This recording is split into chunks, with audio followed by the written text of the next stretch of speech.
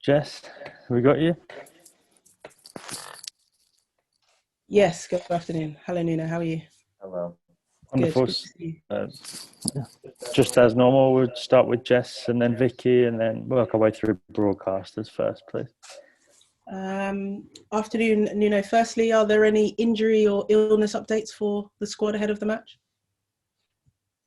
Same problems that we had. Some players getting better.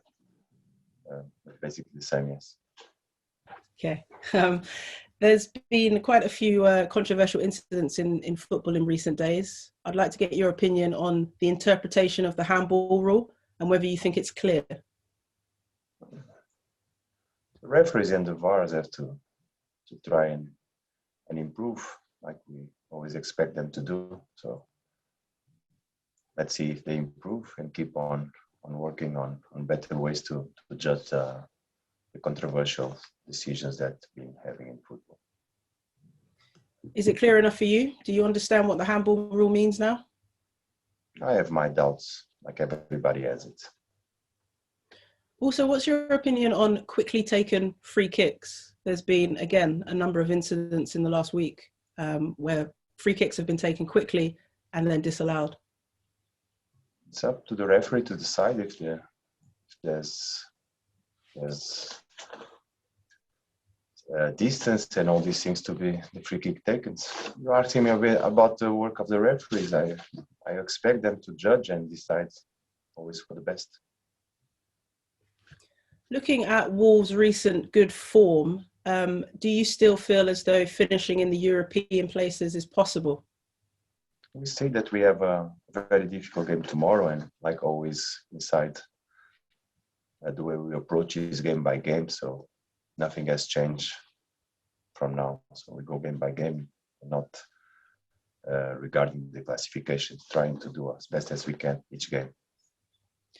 And I'm interested, what is your relationship like with Pep Guardiola, a manager that you know very well professionally, but are you friends? It's a good relationship. Yes, I know him and I have lots of admiration and respect for Pep. He's an amazing person and a fantastic manager. And just finally, Nuno, we saw a short video of Adama Traore rubbing baby oil on his arms before he goes onto the pitch. Is that your idea? No, it was not my idea, but it's a good idea. Do you think it helps him? Definitely yes. Definitely yes. We felt the difference before that. Opponents, it's hard to stop Adama. It's very hard to stop him, and that avoids that situation. It becomes more slippery, so he gets more advantage of his speed and talent. Genius. Will any other players be trying that idea then? It's working well. Yes, why not? Can be useful.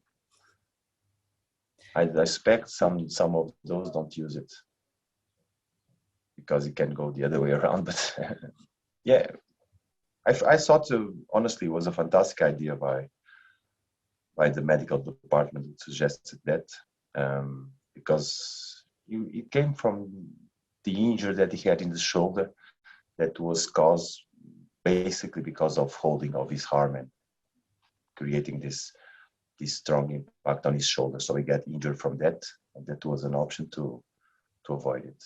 And from there on, he keep on doing it. And good. Good luck for tomorrow, Nuno. Thank you, Jessica. Thank you. Take care. Hi, Nuno. It's Vicky here from PLP. Good to see you. Hello, Vicky. I know you're asked this pretty much every press conference, but Raul Jimenez, how is he looking? Is the trajectory still positive for him? Very positive, very positive. Thank God he's okay. He's starting to integrate some parts of the training session.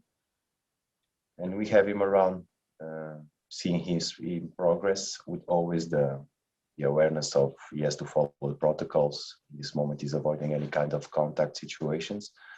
And hopefully soon he'll integrate 100% the squad and then up to fitness and then back to the pitch where we want to. Do you have any time frame for when he might be able to start bringing contact back in? No, I'm sorry, no, because it's all based on his progression and on the protocols that we still have to attend on the specialist. In terms of his recovery, is that the key moment, allowing him to have contact again whenever it comes? Is that going to be the biggest step for him? The key moment was the fantastic assistance that he had immediately when the incident happened. That was the key moment. That was avoid anything terrible from happening. So they did really, really well. That was the key moment. And Jess has touched on the upturn in form lately and other points gained at Newcastle. What do you put this upturn in form down to? Not specific reason. I think we since the beginning of the season, been having problems trying to find solutions, and we still are on the process of trying to improve our players and get consistency in the team that can sustain us to the competition. And when it comes to Manchester City, Nuno, I know you won't want to give away your game plan, but as a manager, as a team, how do you start to go about trying to stop a side who are going for 21 wins in a row? First and foremost, prepare yourself for a very difficult challenge, because it's going to be very tough. You're going to face Man City, a fantastic team, talented squads, always good ideas in the approach of the game. So a tough challenge for us. That's the first thing that we have to get ready for it, to compete really well. And as a manager, somebody who's inside the game, I mean, from the outside, we're all looking on in awe at this run that they're on. How do you describe the run that they're on, and particularly what it takes to put a run like that together? Talent, hard work, quality, dedication, but mainly and more than anything, talent of the players that they have. It's fantastic. And is there a sense from a Wolves perspective, because of the run that they're on, that there is nothing to lose when you go there? Can you go with that mindset? We never approach a game like that. There's always something to lose and always something to gain. But we have this to compete. All the matches are for us very, very important. Very, very important. Always tough. And we have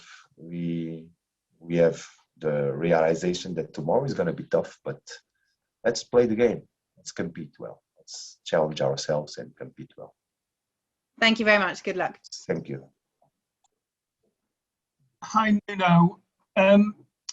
You won last year against Manchester City, and then when you were in the Championship, you played very, very well at the Etihad Stadium in a game that you lost on penalties. Is there a way of playing against Manchester City, or do you just have to do everything right? There's a way to play against all the opponents. It doesn't change. It's about yourself and about your tasks. It's about the way you face and the attitude that you have for the game. Every ball is important. There's no different way to play football. It's all about competing, winning your duels, going your tasks, play good football, enjoy the game. It's always the same. And how this position that Pep seems to have created, the fullback who goes into midfield, how difficult is that to deal with as an opposition? Because I would imagine you need a lot of discipline within the players who are having to mark the guy who's moving position. Yes, so it requires a lot of discipline, balance, requires cover, focus, determination to reducing distances. But Man City will create a lot of questions, a lot of problems to us that we have to find ourselves solutions and give answers to it. What you mentioned is one of many mobilities that Man City creates inside of the game. Thank you. Thank you, Simon.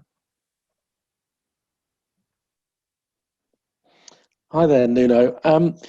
Strikers are so often judged on goals, but I just want to talk a little bit about William Jose, who he may have not got a goal yet, but he's done an awful lot of good things since he arrived at the club. How do you feel about his progress so far? Been pleased. Joined us late. He started immediately inside of the team with a tight schedule. Realizing that the Premier League is very competitive, the spaces are not the same. At the same time, the team trying to integrate him inside the idea, him recognizing his teammates. It's a process that we are trying to speed up, but takes some time. But we are pleased with what he's been giving, hard work, talent, but we expect things to improve regarding spaces, finishing the actions. Hopefully that will come. Because normally you like to take time when a new signing comes in to learn the Wolves way and to learn the Nuno way. So he's had to learn it on the pitch, hasn't he, really? No, there's no Wolves way and there's no Nuno way. It's always football. It's always football. It's always football. It's always when a new player comes or arrives to a new team, he needs time. It's not the way. It's about when you want to speed up the process, you try to integrate his characteristics inside of your own idea of the game. But it's no different from any other situation on any other club or club player that joins after he's getting in fitness and playing the game. Just finally from me on Fabio Silva, he probably got more football early in the season than you would have liked. But do you feel he's progressing well now as well? Because he was such a young player that you signed. Many young players that inside our squad that much more minutes than expected because the situation require immediately their introduction in the starting 11. So Fabio is one of many youngsters that had to play sooner than they were expected. But all of them have had their moments. Some of them had good things and give us good things. At the same time, we had to deal with the normal situation of mistakes happening, correcting them, supporting them, and we are on the process with all our young players. Thank you, Nuno. Thank you. Thank you, Richard. Phil, do you have a question? Yeah, hi Nuno. I just wanted to check back on the team news front. When you said before the same problems, we can assume Bolly, Pedence, Marcel, that none of them are going to be returning for tomorrow's match. Yes, you can assume, but you cannot be sure. Okay, yeah, that's fine. Thank you. Vicky, can I just go back to one question from Vicky before we go to the papers, please? Yeah, thanks, Max. Thanks, Nuno. Now we've dealt with the on the pitch stuff. I just know a lot of Wolves fans and the club have been paying tribute to Graham Hughes this week, the former historian. He was such a legend at the club, and I suppose it just shows what one man's dedication to a club through so many years in so many roles just can really take that place in the heart of the club and the supporters. He was such a special man to Wolves and to this club. Yeah, he was. Yeah, he was very special for everybody.